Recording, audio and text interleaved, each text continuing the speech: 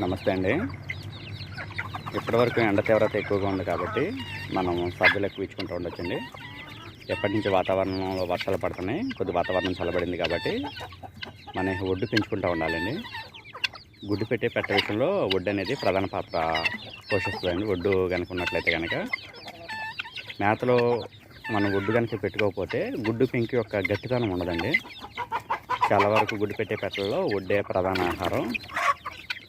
గుడ్లు ఎక్కువగా పెట్టడానికి కానీ గుడ్డు యొక్క పై పొర కొద్దిగా గట్టిగా ఉండడానికి కూడా వడ్డు అనేది తోడ్పడుతూ ఉంటుంది.